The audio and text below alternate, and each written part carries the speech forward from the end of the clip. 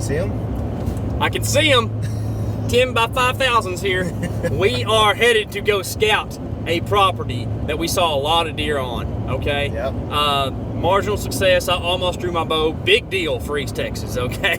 But we could never quite figure out how to get zoned in on these bucks that are on this property. Yeah, we are going to be hunting out of season today, essentially. We are not actually hunting, but we're scouting, and we're basically making success for ourselves next year. What we found this year is that in the late season, these deer were moving through some creek bottom flats that were extremely hard to hunt, but were loaded with deer. So we're gonna go looking for places that are similar, that set up similar to the place that we had success in the late season this year, and we're also gonna try to figure out how to hunt these places better. About to break it down, tear it apart, all the other cliches. Deer tracks. Pretty good sign. Right at the road. Let's go on in.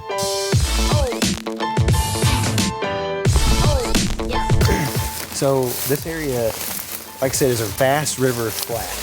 But we've got some good hills up on top, as you'll see here in a second, we're dropping down into. But we're technically looking along transition lines in these flats, and they're subtle, a lot of them. But we also have spotted a feeder, I think. So we're gonna go check that feeder out and see if there's some trails going to it, what kind of wildlife are in there, because a lot of times there's gonna be a ton of hogs and they're gonna push deer out. So we gotta kind of discern whether the deer are in there or not. And then we'll probably hang a camera, hop out of here, and try a few other places like this. But right now we're just burning and trying to learn. Burning and learning.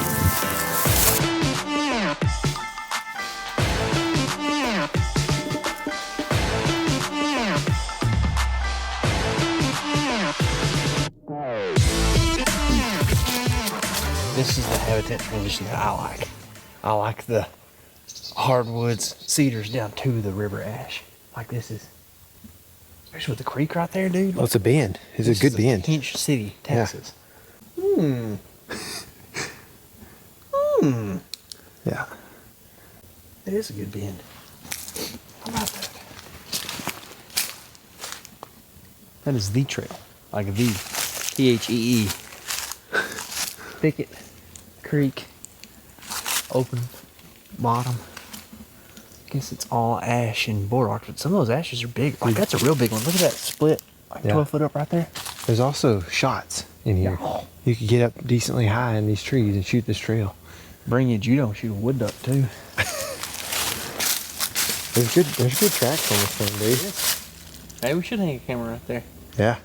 I mean, deer are gonna pinch We'll catch the in deer. the rut, in season and out of season. I think so too.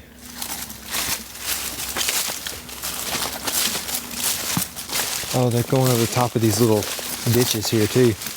That's why that trail's there. Quite the creek. Yeah, it is. And late October, there's quite a few oak trees. Like, it's all post oaks. Right over here, there's probably 20 of them. And up there on the hill too. And there's acres and acres of river bottom that doesn't have any, most likely. So you got that acorn draw, you got a good pinch, and you just have deer that are hungry because it's northeast Texas and there's nothing to eat. So they're gonna have to move around. You can shoot a deer here from late October on. And no human sign. Yeah. Like you said, no fresh human sign really. There's like a few cuttings that look kind of old. And all this back up in here, basically for probably at least a mile, is straight away, you know, like a corridor or a funnel. So during the rut would be a very good spot to be, but it ends up emptying out into more river bottom flat, bunch of just winding creek bottoms and stuff, thick nasty stuff that doesn't get visited by hunters very often, I would imagine, and has the capacity to hold quite a few deer. We weren't sure if this limb was going to block it. So one thing you get with trail cameras a lot of times at night, especially cheaper trail cameras, is they struggle with exposure, or if they expose something correctly, it could be a big limb that's in the way that the deer are going under, and like in this case. And so it may expose that limb and all of a sudden everything is kind of whited out, and so whatever's in the background just doesn't show up. That's what happens with trail cameras. So if the deer's on the other side of this limb, he may not show up, and we might not be able to tell that, you know, what it is, or even that there's a deer there. So we moved it to here where I've got a better view of all these trails kind of spider webbing in this one little spot where they're dipping across this secondary creek. By the way, we talk about secondary creeks in one of our videos. You can check out the link right there in that card.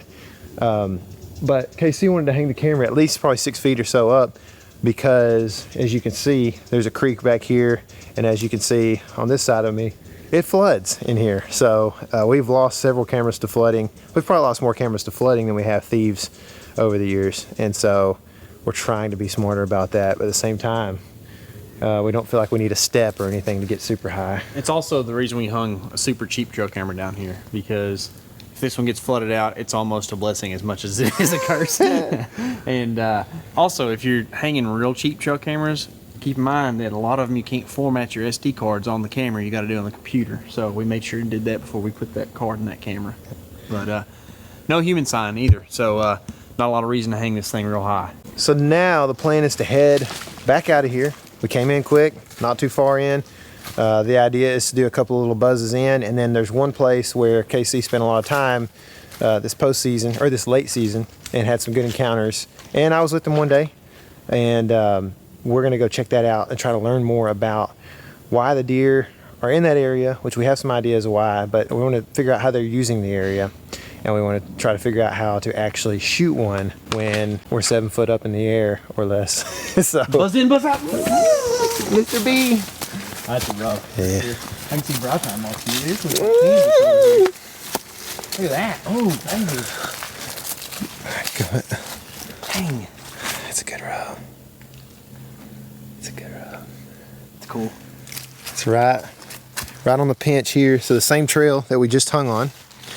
As you can see, there's kind of a little low spot that tends to flood here, and then probably 10 yards on the side of that is the creek. So you've got that on that side, and then on this side you've got thick upland, cedars, small, well, there's a lemon tree right there. And then there's several little oaks, hickories, elms, hackberries, and that kind of thing up there. Big cedar rub right there. It's the size of my forearm. So they're filtering up through right in here. So is there a big buck bedded up the hill? Possibly. What you could do though, if you've got some good trees right in here, blow your wind back at the creek and hunt deer that are using the side of this hill right here and try to get shots at them, which could be hard up through that stuff. But on this trail, money in the bank. Oh, they're gonna hit this trail. Cool. It is cool.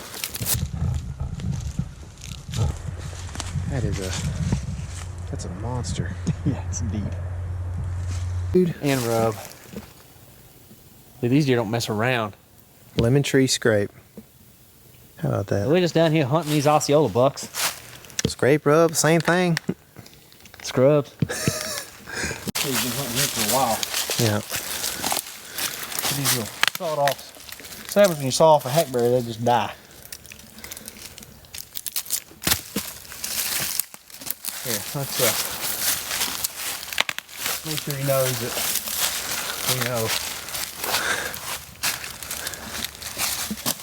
He was fishing for catfish off his line here while he was hunting. He was just limb lining. I don't think that got used this year. I don't think so either. I wouldn't hop up in that rusty thing right there. I mean, look, that I like it cable's rusted right there. Oh look, Yep. some more hinge cuts. You know, the biologist must have done this. It's a hinge cut that they put in here for all the deer. There's a bunch of them through here, you see. Some of them, you know, on this more favorable stuff, this is an ash, it looks like. Maybe a hackberry. You know, this is a hackberry. Cut that one over too. I'm so glad they're doing all this wildlife habitat work in here. It's helpful. It's a jog right there. That's a jog. We might should have jogged not in this direction. Oh no. I Cedar think Hill. we're gonna jag back up the. We actually ended up in Cedar Hill, Texas.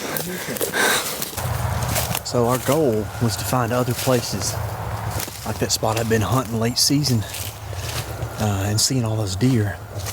And this place definitely, at least phenotypically, holds up to that. Lots of river bottom ash trees. But over there, there's a lot of deer sign right next to the road. You can still, you can hear the highway behind me. And there's no deer sign over here right now. So, I don't know, that doesn't mean it's bad, but I definitely don't have the same feeling walking in.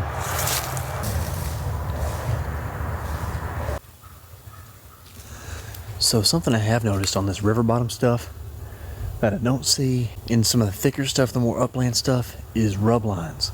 Now it could be that you just don't notice them because it's thicker and you can't see from rub to rub. But either way, there's definitely a trend of that happening down here. And I got a little rub back here. I got another big rub right here behind me, probably 20 yards apart. And I'd imagine that if I continue on down this habitat transition from between the creek and like the river bottom, that there'll be more of those. It's kind of an indicator of there being bucks in a property, and I'm not seeing as many. Like I said earlier, there's not as much sign here. So I don't know how many bucks are in here, but at least these two show me that there is a buck around, and it might be worth hanging a camera in here.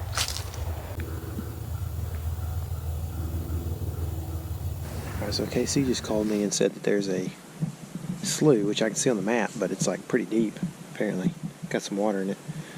And at the same time, I'm sitting here looking at this trail, which has to be here because of that slough. Makes me kind of wonder exactly where this thing's heading, and if they're going around the end of this slough, or if they're just kind of getting pinched in between the creek and the slough here. There's a bunch of tape in here, but this is old and weathered, at least a couple years. I mean, it's, you know, it's drying out.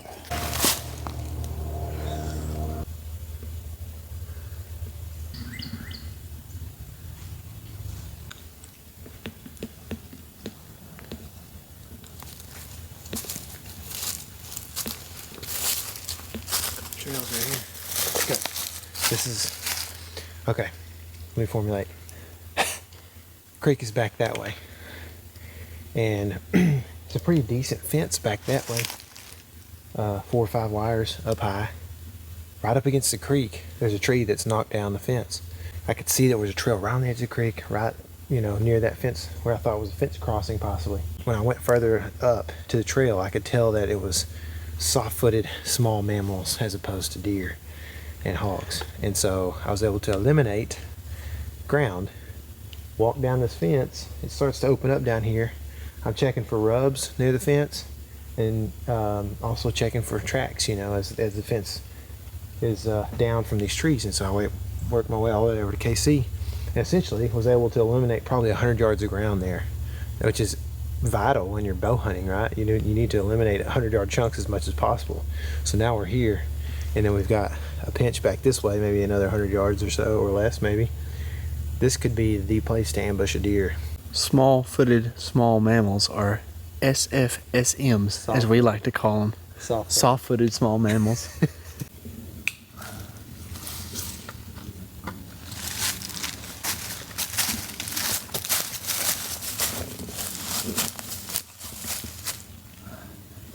Right there. Hey, I've gotten better at this part. I used to be real bad at it. I'd be freaking, oh, it's pretty good, and it's like... It's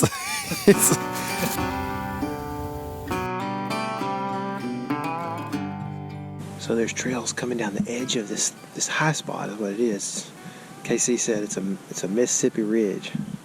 It's 6 inches higher than the rest of everything around here, and because of that it's growing cedars because it sheds water. With the cedars and the smaller timber comes a lot of grass, a lot of poison ivy, goldenrods, and so these deer are probably browsing in here a little bit, but mostly bedding on this island, is what I guess we'd call it. And there are definite trails coming in and out of these things, and down the side of it that bucks are scent checking through this stuff for bedding. So the key is to figure out where the pinches are, where the best trails are, and to get within bow range in a tree that you can get shots to that trail and other trails, because basically back behind me over here is a DMA. So you still got the possibility, the potential of deer coming from that direction, even paralleling this trail in that direction, but it's wide open, so there's nothing to really force them one way or another. So you'd kind of want to hopefully call them before they got to your wind or something like that, but you want to get shots both ways, I think, in here if you can, and there's some potential to do that. There's some good elm trees, good hackberries. Pretty cool find here for sure. Not too far from the road either. So this is what you'd call a monoculture or monotonous habitat or whatever. That's private back there, but I can tell you this, clear-cut stuff like that overgrows, when it's up next to some good habitat like this, man, it can be bad to the bone. There'll be does out there. Bucks will like to really run through that, scent checking it, running through it, and they'll even seek shelter out there because they know they get hunted in the woods and they'll just end up bedding out down in tall grass. And a lot of that will end up being ragweed and other types of forbs and stuff that they'll eat all summertime. So, if nothing else, you could do an awesome observation sit right here, like in mid to late October. Look out over this whole bottom, maybe even in the rut. Do a little calling or grunting or rattling that deer you see out there. Every little cedar tree that's like wrist size and smaller seems like has a rub on it. These bucks are just weaving in and out of this stuff, trying to push up does like rabbits during the rut. So check it out. Dude got in here and fought with that. Got mad at it. It's a good find. This is a place that doesn't seem to have much pressure. Kind of one of those spots that may be overlooked. Kind of small and out of the way. Can be something that guys don't focus on. So pretty exciting, because this could be a spot that obviously during the rut is a good spot, but even later in the season matches up well with the area that KC and I were having such good hunts late season in. Same type of deal. Big river flat, ash trees, hackberries, and bodarks, and then all of a sudden you find some stuff like this where there's some cedars mixed in, the grass is growing because the trees are a little less dense or shorter, both in this case right here, and you've got goldenrod growing up and you've got poison ivy growing up, and just happens to be cover for these deer. So it's a matter of coming in here when we come back in to get the camera and spending a little more time actually ripping this apart. I think we're going to get some deer on the camera. It's going to hype us up, but I think the main focus for hunting is actually going to be here a few hundred yards to the southwest.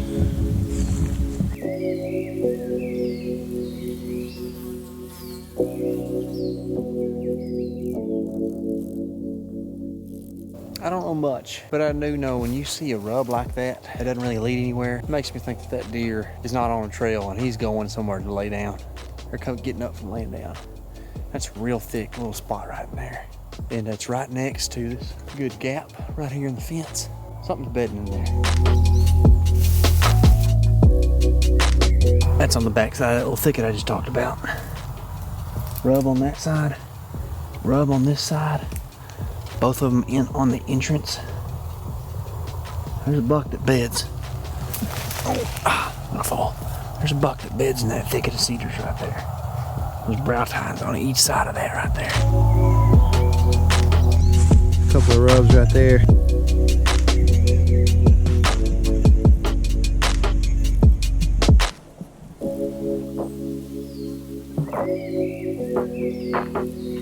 We had good bucks on both cameras that we pulled that day, and I think we really accomplished our goal of trying to find something that matched up to what KC was hunting in the late season there, and also just gaining a couple of new spots that are going to be advantageous for us next year, 2021, during season. So with that said, make sure you subscribe and check out the rest of these pictures.